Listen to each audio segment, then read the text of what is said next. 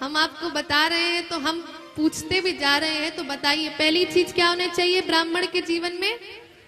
गायत्री। दूसरा क्या होना चाहिए? गीता।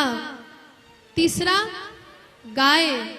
चौथा गंगा जल। और पांचवा हमारे गोविंद। ये तो ब्राह्मण के जीवन में होना ही चाहिए। और आजकल के ब्राह्मण न शिखा रख रहे हैं, न तिलक, न चंदन, वही पैंट शर्ट जीन्स में आ रहे। ब्राह्मण का एक पहनावा होता है, उस पहनावों को हम भूलते जा रहे हैं। शिखा भी नहीं है, सिर्फ हम नाम के ब्राह्मण रह गए। और अगर आप चाहते हो कि हमारी वाणी से जो हम बोले सत्य हो जाए, तो कर्म भी वैसा ही करना पड़ेगा। और ये सुदामा जी सच्चे ब्राह्मण हैं। वेद पढ़ाते हैं, पुराण पढ़ाते हैं, गोविंद की पूजा करते हैं, गाय की सेवा करते हैं। फिर दूसरी विशेषता है कि ये ब्राह्मण तो है ही, ब्रह्मवित्तमः।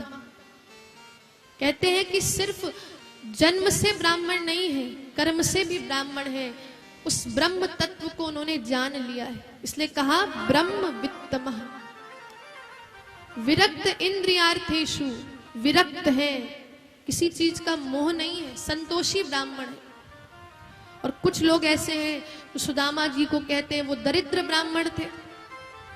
अरे दरिद्र तो वो होता है कि जिसके पास खूब सारा है फिर भी संतोष नहीं है, और मिल जाए और मिल जाए, वो दरिद्र कहलाता है। पर हमारे सुदामा जी तो संतोषी ब्राह्मण हैं।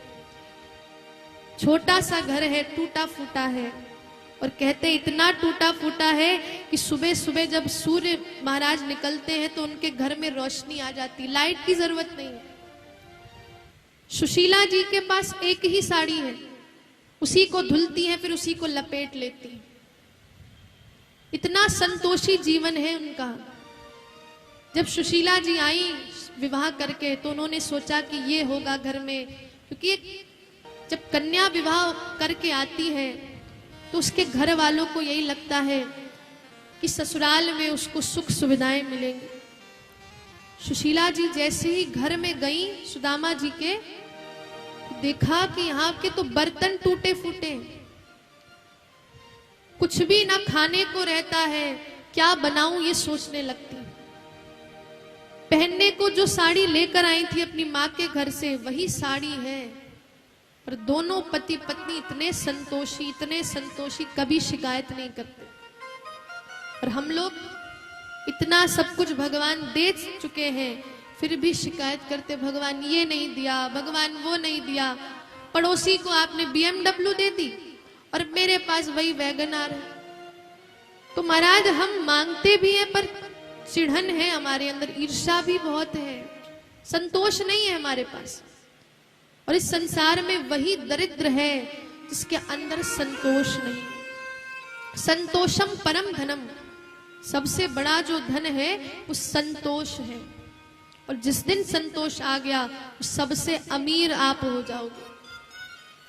आपने देखा होगा कि जो फकीर होते हैं लोगों को लगता है इनके पास कुछ नहीं है, एक ही वस्त्र है, थोड़ा सा सामान है, और उनसे बड़ा कोई बादशाह इस संसार में नहीं है। जैसे रख लो वो वैसे रह जाते हैं क्योंकि वो संतोषी हैं।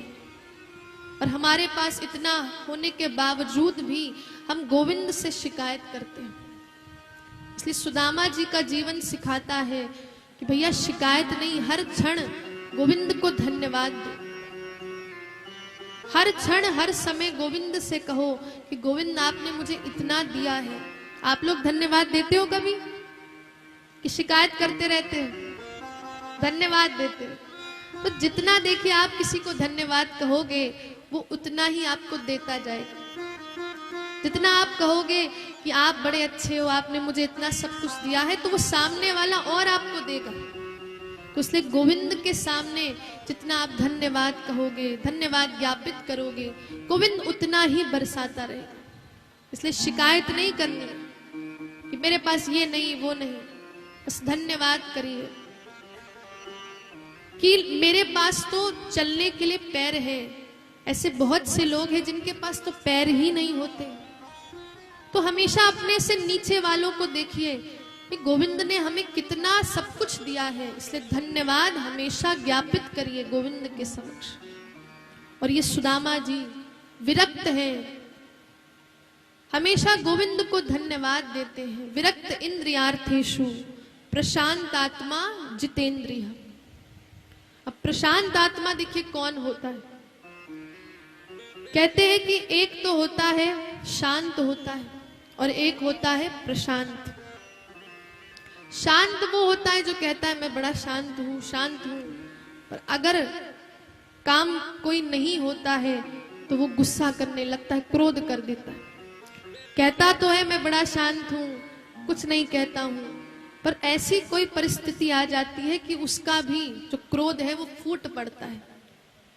परंतु एक होते हैं प्रशांत। जो प्रशांत आत्मा होते हैं उनके जीवन में कोई भी कैसी भी परिस्थिति आ जाए पर वो हमेशा प्रसन्न रहते हैं। तो ऐसे हमारे सुदामा जी, उनका परिचय यही दिया कि कृष्णस्यासीत् सखा कश्चिद् ब्राह्मणो ब्रह्मवित्तमः विरक्त इंद्रियार्थेषु प्रशांत आत्मा जितेंद्रिय। ऐसे हमारे सुदामा जी का परिचय दिया कि गोविंद के सखा हैं, कोई साधारण नहीं, ये कोई दरिद्र ब्राह्मण नहीं है। ये तो ऐसे हैं कि बस 5 घर मांगते हैं, 5 घरों में जाकर मांगते हैं। कभी किसी दिन नहीं मिला तो 6वें घर नहीं जाते हैं। अगर किसी दिन मिल गया तो अच्छा है, गोविंद की कृपा है, और किसी दिन नहीं मिला तो उस दिन भी गोविंद की कृपा है। अब पति पत्नी तो चला लेंगे, पर अब हमारे सुदामा जी के छोटे छोटे बच्चे भी हैं। अब बच्चों को कैसे समझाया जाए? आजकल आप देखो अपने बच्चों को कितनी सुख सुविधाएं देते हो। आप हर चीज आप अपने बच्चों को देते हो, ये क्लास ले जाते हो, स्विमिंग क्लास भेजते हो, स्केटिंग की क्लास सब भेजते हो, सारी सुविधाएं देते हो बच्चों को। देते हो कि नहीं? क्योंकि बच्चे नहीं देखेंगे कि कैसी माता पिता की परिस्थिति है, बच्चों को तो चाहिए। अब सुदामा जी के जो बच्चे हैं, एक दिन बच्चों के पास कुछ खाने को नहीं मिला, कुछ भी नहीं मिला, भूखे थे। तो बच्चों ने माता से पूछा, मैया भोजन कहाँ है? तो मैया ने कहा कि बच्चा आज तो एकादशी है, एकादशी है तो आज कुछ नहीं खाते। 2 दिन हो गए, फिर पूछा, मैया आज भी कुछ नहीं मिलेगा खाने को? तो कहते हैं कि मैया ने कहा चलो हम कुछ ना कुछ पका रहे हैं, तुम लोग मेरी गोद में सो जाओ। और कहते हैं मात्र पानी पकाया और तभी बच्चे सो गए। तो बच्चों ने फिर कोई सवाल ही नहीं कर, सो गए। अगले दिन फिर उठे, ऐसे ही 3-4 दिन हो गए। फिर एक दिन सुशीला जी अपने बच्चों के खातिर बड़ा रोने लगी, भगवान से कहने लगी कि सुदामा जी को हे भगवान कुछ तो समझाओ, हम भूखे रह सकते हैं पर ये बच्चे नहीं भूखे रह सकते। हमारे पास कुछ भी नहीं है, चलेगा, हम कैसे भी रह लेंगे, पर ये जो बच्चे छोटे छोटे बच्चे हैं वो कैसे रहेंगे? 5 दिन हो गए, कुछ खाया नहीं है। तो कहते हैं हमारे गोविंद ही ब्राह्मण वेश धर कर आए और ब्राह्मण से कहा, ब्राह्मण ने यही बताया सुशीला को देख कि मैं तेरे घर आया और तेरे पास कुछ देने को नहीं है, और तेरे पति का तो मित्र साक्षात वो द्वारकाधीश है और तू मुझे कुछ नहीं दे पा रही। अच्छा, मेरे पति के मित्र द्वारकाधीश है, वो द्वारकाधीश। और सुशीला को जैसे ही पता चला, उसने देखा कि रात में बच्चों को कुछ भी नहीं मिल रहा है। अपना तो जैसे जैसे वो चला लेती, एक ही साड़ी पहनती। आजकल देखो माताओं के पास इतनी सारी साड़ियां हो गई और फिर भी क्या कहती है, कुछ है ही नहीं पहनने को। पर आप सोचिए वो सुशीला जी जिनके पास एक साड़ी है, मात्र एक साड़ी, जब सुबह कपड़े धुलती उसी गीली साड़ी को वो लपेट लेती थी, इतनी गरीबी थी उनके पास। तो एक दिन पति से पूछा कि मुझे पता चला है कि आपके मित्र वो द्वारकाधीश हैं, क्या ये सच है? तो सुदामा जी ने कहा तुमको कैसे पता? तो कहा एक ब्राह्मण आए थे, उन्होंने बताया। अरे चले जाइए, किसी दिन मिलाइए मित्र से। तो सुदामा जी कहते मैं गोविंद की भक्ति इसलिए नहीं करता कि मुश्किलों में आकर वो मुझे कुछ दे देंगे। मैं स्वार्थवश गोविंद की भक्ति नहीं करता, मैं तो निस्वार्थ अपने गोविंद को पूजता हूं। और यही सर्वश्रेष्ठ भक्ति है। जो स्वार्थ के लिए पूछते हैं कि जब मुश्किल आएगी तो गोविंद कुछ दे देंगे, तो वो लोग स्वार्थी कहलाते हैं। जो मांगने के लिए गोविंद की शरण में जाते हैं वो स्वार्थी लोग हैं। पर जो निस्वार्थ कुछ मांगने के लिए गोविंद के पास नहीं जाते, वही सच्चे भक्त हैं। और हमारी सुदामा जी ने कहा कि मैं नहीं जा सकता, क्योंकि मैंने गोविंद की भक्ति इसलिए नहीं करी कि मैं उनसे अपने मुश्किल दौर में कुछ मांगूंगा। परंतु सुशीला ने कहा अरे मित्र से तो एक बार मिलाओ, इतने साल हो गए। सांदीपनी मुनि के आश्रम में आप दोनों खेलते थे, मुझे ये मालूम चला है। साथ भोजन पकाते थे, मुझे मालूम चला। तो एक बार तो मित्र से मिलाओ। तो सुशीला की बात उनको अच्छी लगी सुदामा जी को। तो इसलिए अब हमारे जो सुदामा जी हैं उन्होंने कहा चलो ठीक है, चलता हूं, अपने मित्र से, अपने गोविंद से मिल लूंगा।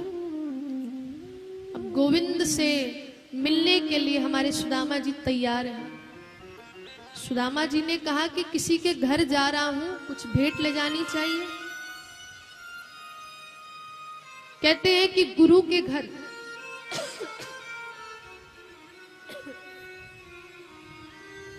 कहा जाता है कि गुरु के घर, मित्र के घर, मंदिर कथाओं में कभी खाली हाथ नहीं जाते, कुछ ना कुछ ले जाते जरूर है।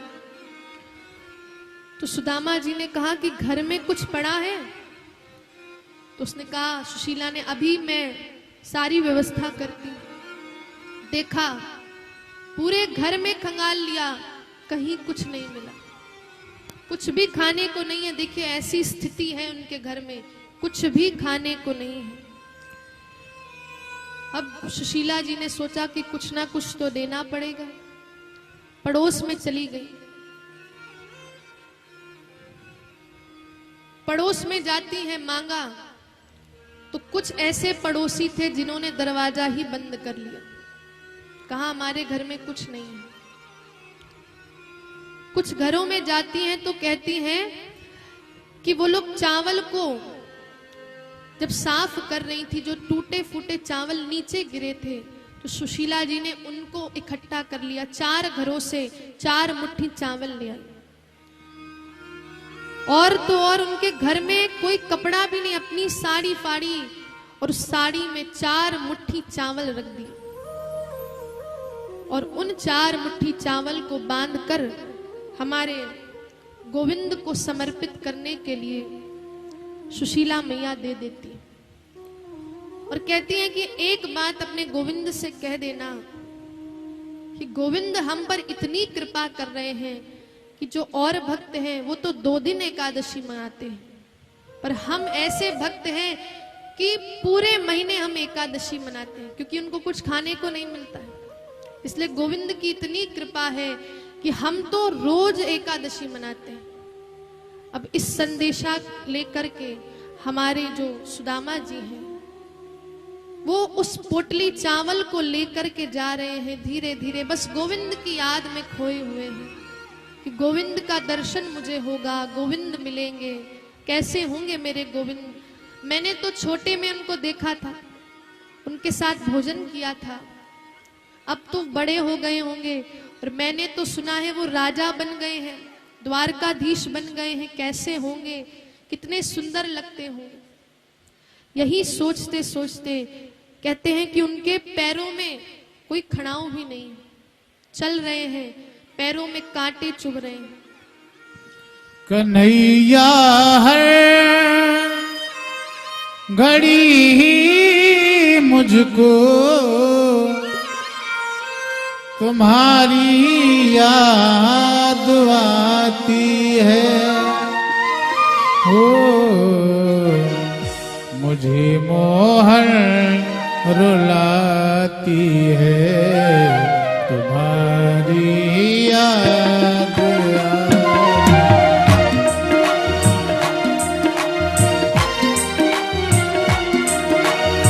कन्हैया हर घड़ी मुझको तुम्हारी याद आती है, तुम्हारी याद आती है हो, मुझे मोहन रुलाती है तुम्हारी याद आती है।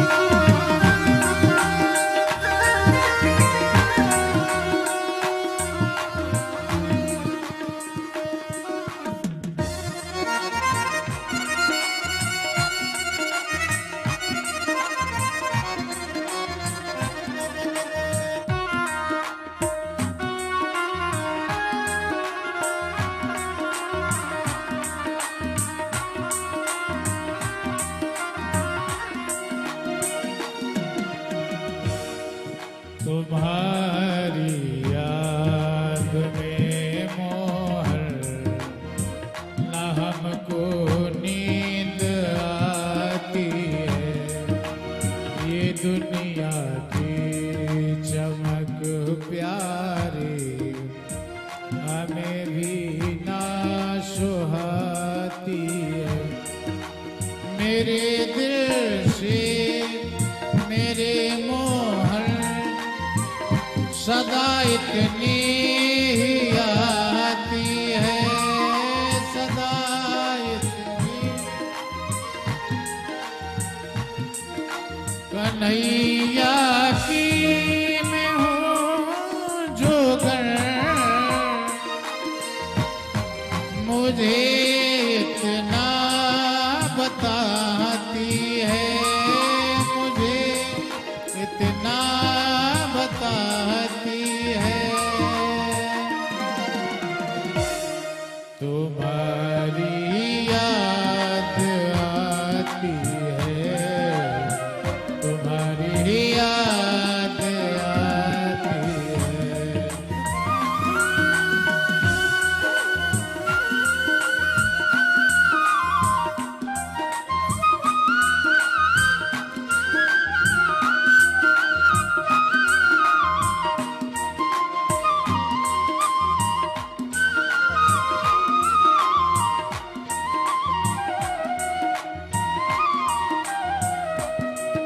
जो कुछ भी था दिया तूने वही तुमको चढ़ाती है मेरी आँख में आंसू वही तुमको दिखाती है।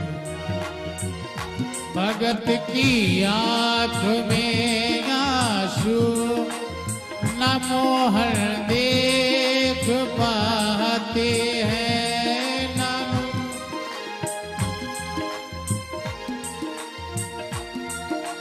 मेरे श्यामा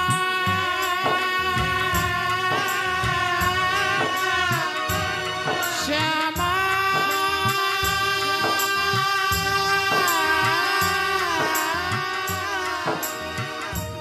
श्यामा श्यामा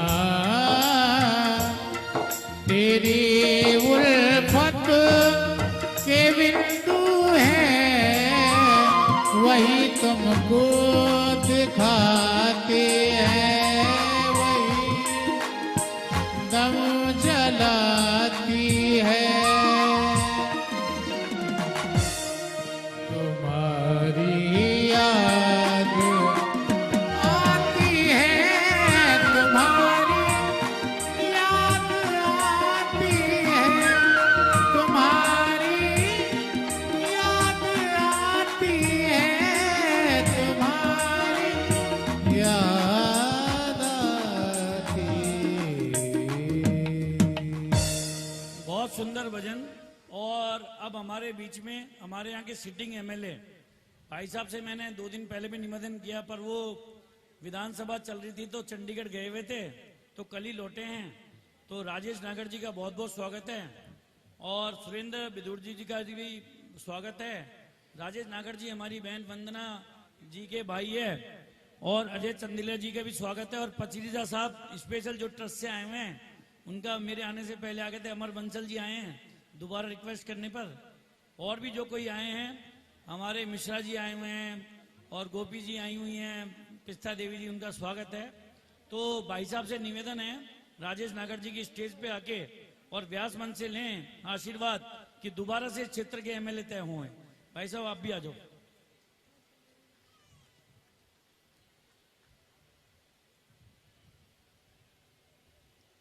हमारी जो कथा करने वाली हैं राधिके, इनके बारे में ऐसा बोला गया है कि ये पिछले जन्म में मीराबाई का पुनर्जन्म है और इनके जबान पे खुद सरस्वती विराजमान होती है। ये आप सबने देखा होगा। आज कथा का लास्ट दिन है, अंतिम आधा घंटा है कथा का। तो आप देखें, इनकी कथा की बुकिंग किसी को करानी है तो इनके पिताजी से करें। और ये इतनी कम उम्र में ही इनको ये तभी पॉसिबल है जब पिछले जन्म से आदमी ज्ञान कैरी फॉरवर्ड कर रहा हो। और ये गौशाला चला रही हैं, अंधे लोगों के लिए आंखों के ऑपरेशन करवाती हैं। ये सारा ये कथाओं के माध्यम से करती हैं। गरीब बच्चों के लिए स्कूल भी चला रही हैं, बड़ी गौशाला कर रही है। तो 20 वर्ष की आयु में जो ये काम कर रही है, ये किसी विलक्षण प्रतिभा के बंदे को ही पॉसिबल है। तो मैं कहूंगा कि इस कार्य में हमें इनका साथ देना चाहिए, क्योंकि जो धन है हमें तन मन धन लगाना चाहिए।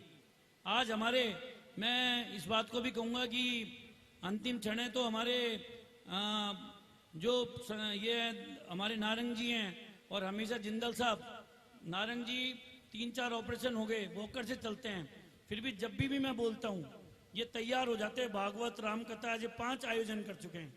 और प्रमोद सिंगला जी हमारे, बाकी एसपीआर के सभी निवासी बहन जी यहाँ पूरे, आज भारत क्रिकेट का मैच है फिर भी यहाँ हाउसफुल है। भारत पाकिस्तान का मैच से पता चलता है कि एसपीआर वाले कितने डिवोटीज हैं। तो इसके लिए एसपीआर वासियों के लिए नारंग जी, जिंदल जी और जो संस्था अपने प्रमोद जी के लिए जिन्होंने पूरा, और ये अमर बंसल जी और बाहर से कई लोगों ने बहुत सहयोग किया। राजेश जी ने ये मंच लगाने में सहयोग किया और राधिका जी के पिताजी का बहुत धन्यवाद कि एसपीआर को धन्य किया। तो ओवर टू राधिका। तो अब हमारे जो सुदामा जी हैं धीरे धीरे अपने कन्हैया से मिलने जा रहे हैं और कह रहे हैं कि भूख लगती है, प्यास लगती है, जिंदगी अब उदास लगती है, कैसे आऊं मैं द्वारका तेरी, आस भी अब निराश लगती है।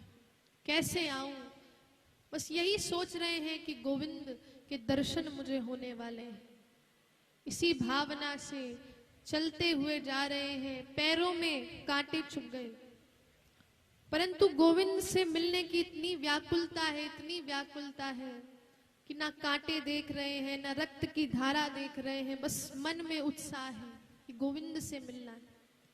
अब कहते हैं थोड़ा सा थक गए सुदामा जी, तो एक स्थान पर विश्राम करते हैं। गोविंद ने सोचा कि मेरा मित्र, मेरा सखा कितना चलेगा, तो कहते हैं कि अपने गरुड़ को भेजकर हमारे सुदामा जी को द्वारका की नगरी में वो गरुड़ लेकर उनको छोड़ देता है। और जैसे ही उठे तो देखा इतने बड़े बड़े महल, देखकर आश्चर्यचकित हो जाते। पूछा कि भैया द्वारका आ गई है क्या, द्वारका कितनी दूर है यहाँ से? तो एक राहगीर कहता है, अरे भैया यही तो द्वारका है। अच्छा यही द्वारका है?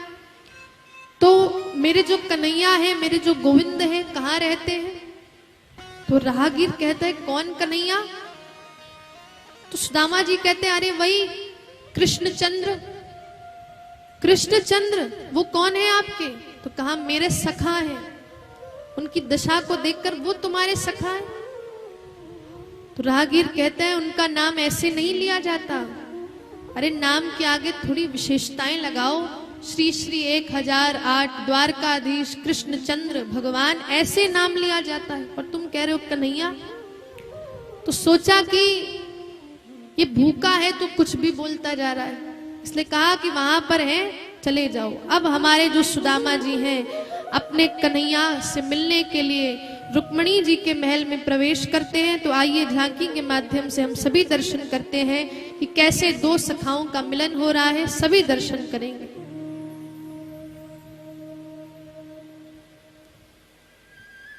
गरीबी से बुरा हाल धर्मपत्नी के बार बार कहने पर सुदामा ना चाहते हुए अपने बचपन के मित्र कृष्ण से मिलने चला।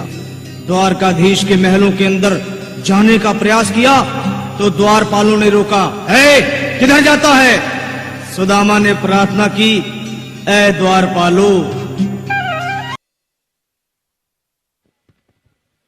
बोलिए कृष्ण कन्हैया लाल। इस संसार में जीवों को बताना चाहते हैं कि मुझे बहुत ज्यादा की आवश्यकता नहीं है, मुझे ना तुम्हारी धूप चाहिए, ना तुम्हारे लड्डू चाहिए, ना मेवा चाहिए, ना 56 भोग चाहिए, मुझे तो सिर्फ तुम्हारा प्रेम चाहिए। इसलिए कहते भी हैं कि सबसे ऊंची प्रेम सगाई। प्रेम इतना था कि हमारे गोविंद ने अर्जुन का रथ हाँका। क्यों? क्योंकि प्रेम था। प्रेम के ही कारण हमारे भगवान शबरी के घर गए, प्रेम के ही कारण शबरी के झूठे फेल खा लिए। तो क्योंकि प्रेम इतना प्रगाढ़ है कि हमारे कन्हैया ने उन झूठे बेरों को भी स्वीकार कर लिया। और ऐसे भी लोग होते हैं जो गोविंद के सामने 56 भोग परोस देते हैं, पर गोविंद उसको भी स्वीकार नहीं करते, क्योंकि उनके अंदर भाव नहीं होता। दुर्योधन ने कहा था कि मैंने आपके लिए 56 भोग बनाए हैं, जरा खा लीजिए, जब भगवान शांति दूत बनकर आए थे। पर गोविंद ने कहा देखो तुम्हारे अंदर भाव नहीं है, इसलिए मैं तुम्हारे घर नहीं खाऊंगा। और इसलिए हमारे गोविंद विदुर और विदुरानी के घर चले गए, केले के छिलके खा लिए। ये भी नहीं कहा कि मैया तुम मुझे केले के छिलके खिला रही हो, खाते जा रहे हैं, वो खिलाती जा रही हैं और वो खाते जा रहे हैं। तो प्रेम की इतनी ऊंची सगाई होती है, जब प्रेम हो जाता है तो हमारे भगवान भी बंधन में बन जाते हैं। अब देखिए भगवान किसी बंधन में बंध नहीं सकते हैं, कोई बांध नहीं सकता गोविंद को, पर हमारी माँ यशोदा ने उनको ऊखल में बांध लिया था। क्यों? क्योंकि प्रेम था इतना। प्रेम के कारण उस ऊखल से भी गोविंद बन गए। और अगर प्रेम ना हो तो हमारे गोविंद कहीं भी नहीं जा सकते, कोई भी बांध नहीं सकता। तो इसलिए कहा जाता है कि सबसे ऊंची प्रेम सगाई। इसीलिए जितना हो सके भगवान से प्रेम करिए। गोविंद तो प्रेम के ही प्यासे हैं। भाव का भूखा हूं मैं, भाव ही एक सार है, भाव से भज लो मुझे तो भव से बेड़ा पार है। भाव बिन मैं तुम्हारी पुकारों को भी नहीं सुनता। तुम कितनी आरती गा लो, कितने श्लोक गा लो, कितने मंत्र पढ़ लो, पर मैं उनको स्वीकार नहीं करूंगा जब तक उनमें भाव नहीं होगा। इसलिए जब भी भगवान को पुकारे तो पूरे भाव के साथ गोविंद को पुकारा करें। सिर्फ लोगों को दिखाने के लिए नहीं कि लोगों को दिखाने के लिए हम आरती कर रहे हैं, लोगों को दिखाने के लिए हम मंत्र पढ़ रहे हैं, ऐसा नहीं करना चाहिए। कभी कभार तो ऐसा होता है कि दिखावा करो तो पिटाई भी हो जाती है, कभी कभार दिखावा करने से। एक बार हमारे चमनलाल जी, तो चमनलाल जी को 4 ही शब्द आते थे, यस, नो, वेरी गुड और थैंक यू। ज्ञान कम था पर 4 शब्द आते थे, हर जगह दिखावा कर देते थे। कोई भी मिलता था yes, no, very good, thank you. तो एक दिन ट्रेन में चढ़ गए, ट्रेन में चढ़े हैं, कोई भी मिल जाता तो yes, no, very good, thank you. अच्छा, तो एक व्यक्ति उसकी अटैची खो गई। अब बेचारा ढूंढ रहा है कहाँ अटैची है, कहाँ अटैची है। तो इसने वही चमनलाल को बुलाया, भैया मेरी अटैची देखिए। तो उसने सोचा यहां भी दिखावा करता हूं, तो कहा यस। तो उसने कहा अच्छा देखी है तो दे दो मुझे। तो कहता है नो, नहीं दोगे, मेरी अटैची है, मुझे नहीं दोगे। तो कहा कि मैं तुम्हें खूब मारूंगा। उसने कहा वेरी गुड। और फिर जैसे ही वेरी गुड कहा, खूब पिटाई उसकी हुई। तो कहता है कि अंतिम में मैं थैंक यू भी बोल देता हूं, थैंक यू। बोलिए राधे राधे। तो कभी कभार महाराज दिखावा करने से पिटाई भी हो जाती है, इसलिए दिखावा नहीं करना चाहिए। गोविंद के सामने जितने प्रेमी बन सकते हो उतना प्रेमी बनो, और गोविंद प्रेम को ही स्वीकार करते हैं। कहा गोविंद आप, मैं आपके लिए कुछ लाया नहीं हूं। गोविंद कहते हैं अच्छा, भाभी ने कुछ ना कुछ तो भेजा होगा, क्योंकि मेरी भाभी जो है स्वभाव से ही सुशीला है, नाम भी सुशीला है, कुछ ना कुछ तो भेजा होगा। तो कहा कि जैसे ही हमारे सुदामा जी ने हाथ उठाया, वो पोटली चावल गिर गई। अच्छा भाभी ने ये चावल भेजे थे। चावल की जो पोटली थी, उस पोटली को खोला, और वो जो चावल है टूटे फूटे चावल, हमारे गोविंद उन टूटे फूटे चावल को खाने लगते। एक मुट्ठी खाया, तब रुक्मणी जी कहती अरे रुक जाओ, सारी संपत्ति दे दोगे क्या? एक मुट्ठी चावल खाई तो एक लोक की जो संपत्ति है वो सुदामा जी को दे दी। ऐसे हमारे गोविंद है, बस एक मुट्ठी चावल, वो टूटे फूटे चावल है, पर गोविंद ने एक लोक की संपत्ति दे दी। रुक्मणी जी ने रोक दिया कि अब मत खाओ। बहुत सारे भाव हैं कि कच्चे चावल थे, इसलिए रुक्मणी जी ने मना कर दिया। तो अब हमारे गोविंद ने कहा अच्छा ठीक है, अब तुम विदा लो, क्योंकि भाभी जी भी इंतजार कर रही होंगी। तो अब हमारे सुदामा जी विदा लेकर जा रहे हैं और सोच रहे हैं कि अच्छा हुआ मैंने कुछ मांगा नहीं। अगर मांग लिया होता तो मेरे गोविंद समझते, मेरे गोविंद यही समझते कि मैं उनसे कुछ मांगने आया हूं। अच्छा हुआ मैंने नहीं मांगा। इसलिए अब हमारे सुदामा जी जा रहे हैं, और जैसे ही अपनी कुटिया के पास पहुंचे, सुदामा कुटी, कहते हैं कि वहां विशाल काय महल है, बड़े बड़े महल। और तभी एक स्त्री निकल कर आती है अपनी दासियों के साथ। तो जैसे ही वो आई, सुदामा जी के ऊपर फूल छिड़कने लगती। सुदामा जी कहते अरे देवी जी दूर हटिए, हम आपको नहीं जानते। अरे सुशीला जी कहते अरे हम आपकी धर्म पत्नी, आपकी देवी जी। सुदामा जी कहते अच्छा, पर आपका तो वेशभूषा सब बदली है।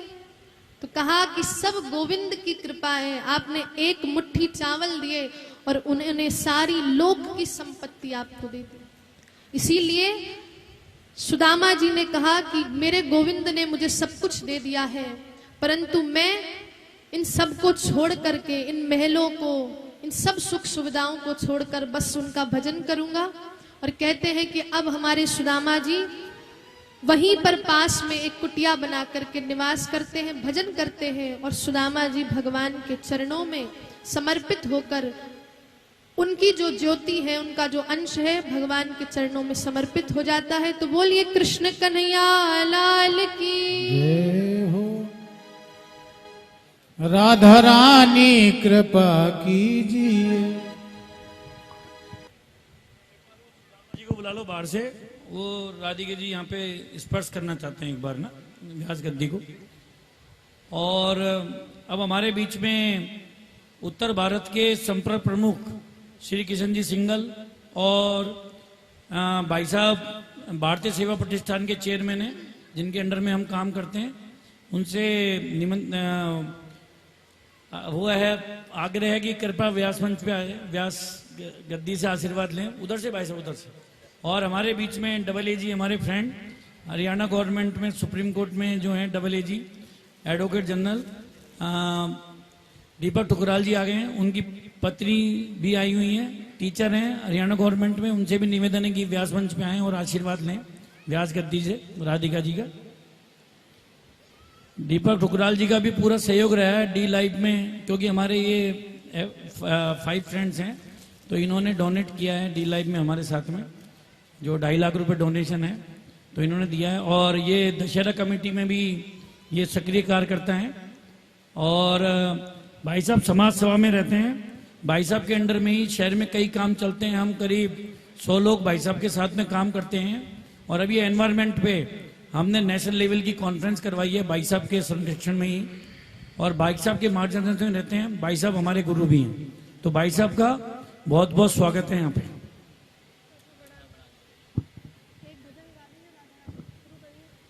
और एक नाम लेना भूल गए, जब हम ऑर्गेनाइजर में जिंदल जी, हमारे बंसल जी का नाम लेने भूल गए। सीए हैं, बड़े बड़े लोन सेटल करते हैं, तो कैशियर भी हैं इस मंच के। और हमारे सुशील सिंगला जी के जीजा जी हैं, और हमारे भी बड़े भाई हैं। तो इनकी धर्मपत्नी भी यहाँ रोजाना रहती हैं। तो इनका भी बहुत बहुत धन्यवाद कि इन्होंने शॉर्ट नोटिस पे ही, और ये प्रोग्राम जैसा कि साईं मंदिर के ट्रस्ट के जो अध्यक्ष उन्होंने बोला था, तो 2 महीने में ही ये प्रोग्राम कराया और हमारा साथ दिया। धन्यवाद।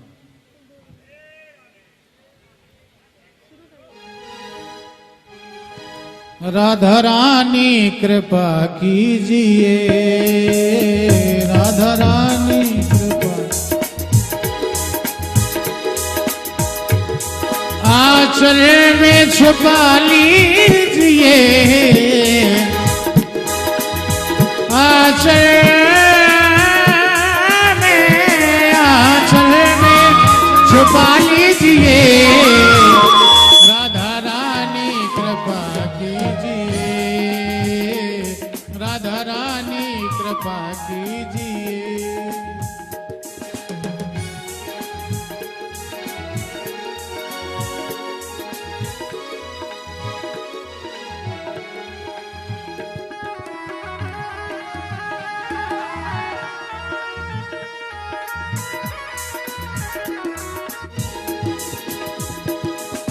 पलकों के सिंहासन में मैंने तुमको बिठाया है, पलकों के सिंहासन में मैंने तुमको बिठाया है। इस मन के मंदिर में बरसाना बनाया है। आके इसमें हुआ के इसमें रहा कीजिए, आके इसमें रहा कीजिए। राधा रानी कृपा कीजिए, राधा रानी कृपा। आइए, बिल्कुल अंतिम क्षण चल रहा है कथा का। सभी लोग तालियों की सेवा करते हुए आइए। पहले भी व्यर्थ हुआ कई बार मेरा जीवन,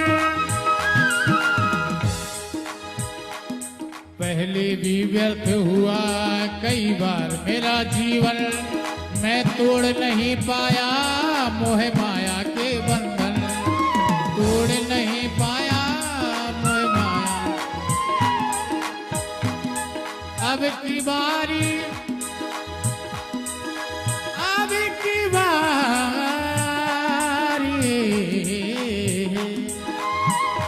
अब की बारी बचा लीजिए, अब की बारी बचा लीजिए। राधा रानी कृपा कीजिए, कृपा कीजिए।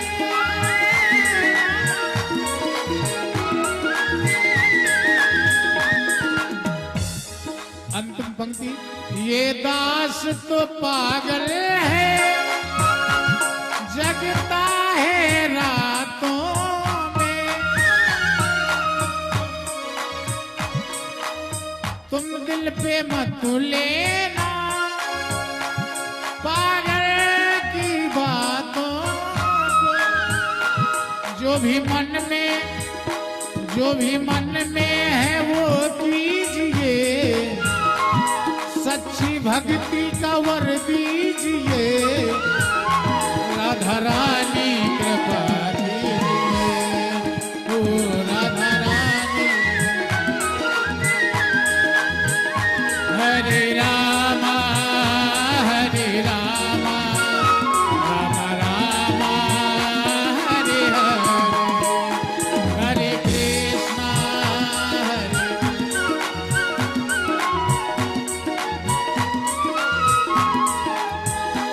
हरे हरे राम राम राम हरे हरे, हरे कृष्णा कृष्णा कृष्णा हरे हरे, हरे राम राम राम हरे हरे, हरे कृष्णा कृष्णा कृष्णा हरे हरे, हरे राम राम राम हरे हरे, हरे कृष्णा कृष्णा कृष्णा हरे हरे।